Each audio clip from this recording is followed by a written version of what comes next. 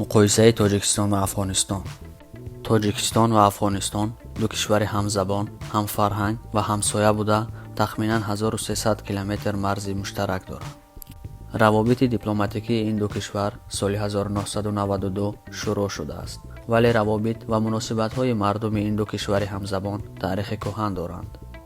تاجیکستان و جمهوری اسلامی افغانستان مناسبت دوستانه و برادرانه دارند، ولی متاسفانه مشکلات امنیتی افغانستان بر رشد بیشتری همکاری این دو کشور مانع اساسی می باشد.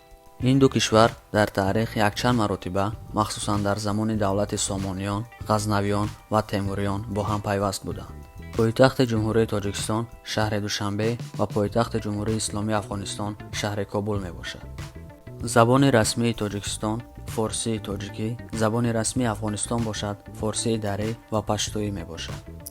مساحت تاجیکستان 143100 کیلومتر مربع بوده، مساحت جمهوری اسلامی افغانستان 652000 کیلومتر مربع می باشد. اهالی تاجیکستان بیش از 9 میلیون بوده، اهالی افغانستان بیش از 32 میلیون می باشد.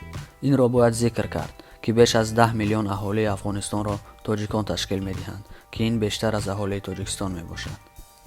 از جهت اقتصادی افغانستان با درآمد سالانه 18 میلیارد و 734 میلیون دلار در رده‌بندی جهانی زینه 113 را اشغال می‌کند. تاجیکستان باشد با درآمد سالانه 8 میلیارد و 152 میلیون دلار در جهان 30 زینه پایان از افغانستان در مقام 143 قرار دارد.